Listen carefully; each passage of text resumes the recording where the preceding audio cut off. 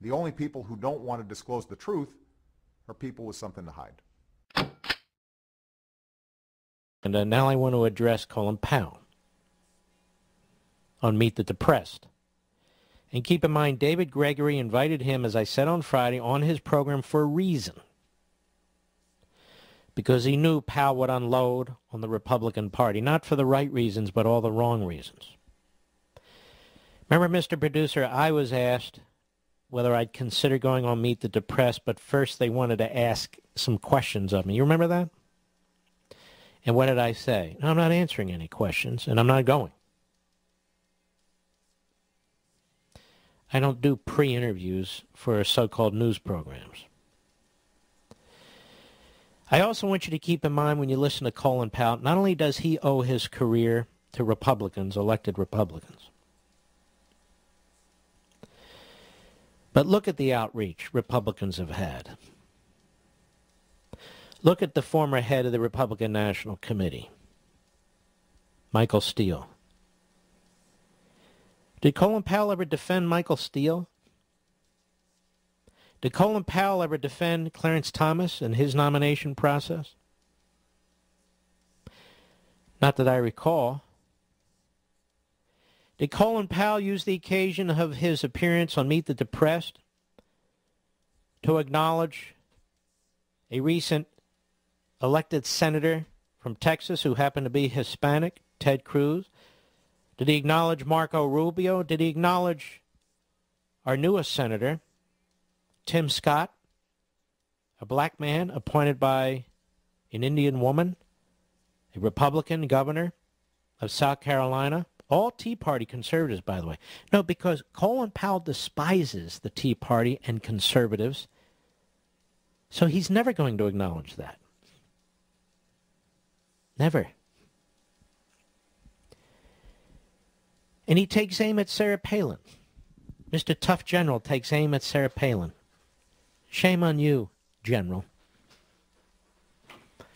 Woman doesn't have a racist bone in her body.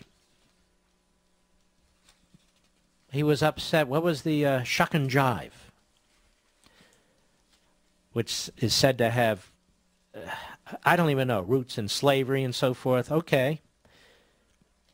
But what does that have to do with anything? You attack her and the entire Republican Party. When Cuomo used the same phrase to describe Obama,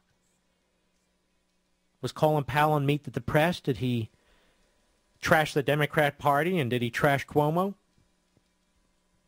John Sununu, man, I don't even know.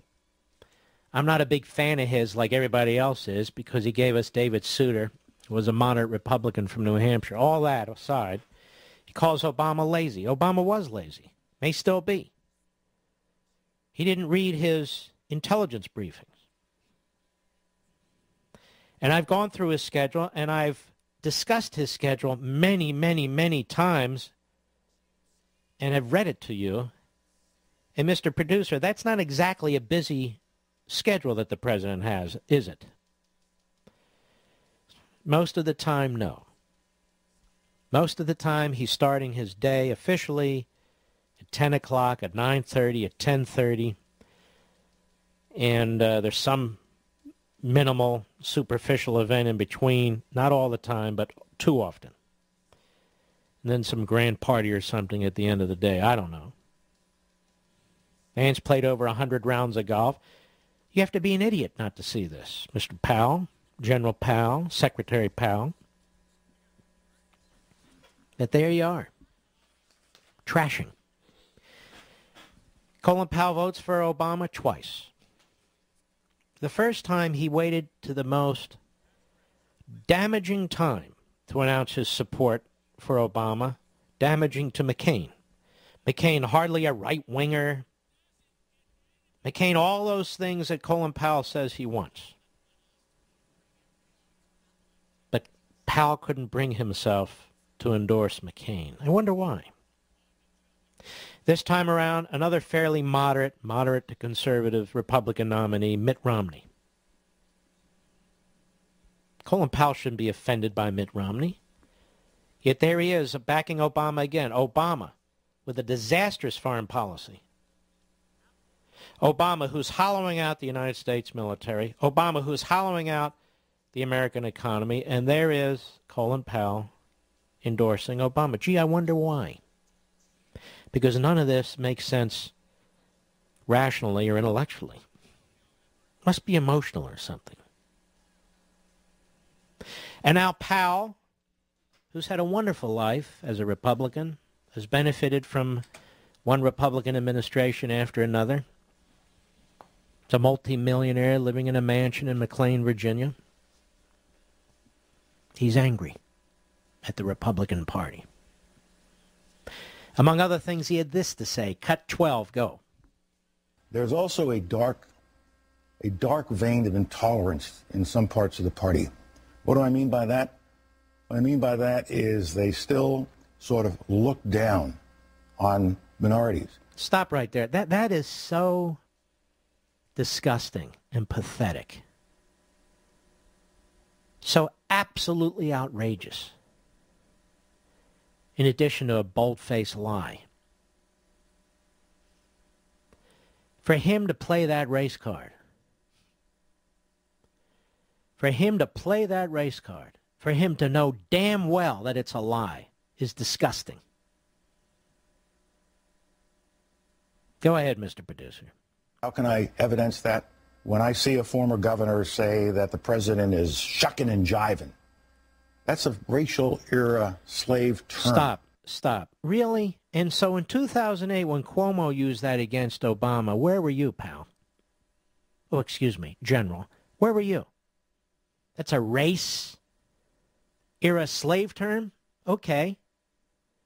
Where were you, General Powell? Go ahead, Mr. Producer.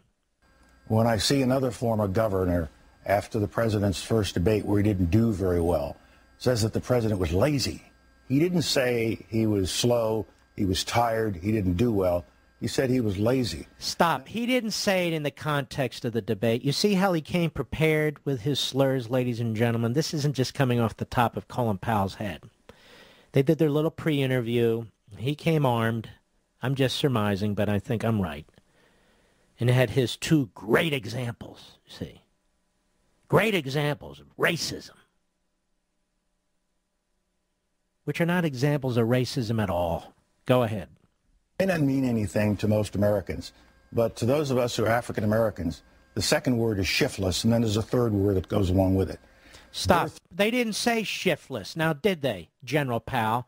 Now you're projecting. Now you're putting words in somebody else's mouth, which is pathetic, to try and square your circle, to try and justify your unjustifiable and unjust attacks on two individuals. They didn't say shiftless. Now, did they, General? Go ahead. The whole birther movement. Why do senior Republican leaders tolerate this kind of discussion within the party? Stop. What Republican tolerate it? It's called the First Amendment, genius. What are the Republican leaders supposed to do with the birther movement? Should we round them up, General? Should we round them up? What should we do with them, General? And what does that have to do with racism anyway? In fact, most of the leading talk show hosts in this nation, the national talk show hosts, rejected it completely. But that said, what's he pulling this out of the back of... I can't say that. Pulling this out of his pocket? Look how he's stretching to make an illegitimate point. Go ahead, Mr. Producer. That's it. That's enough.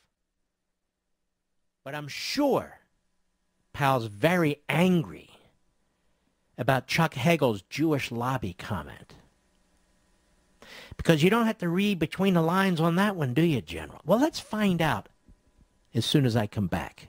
Mark Levin.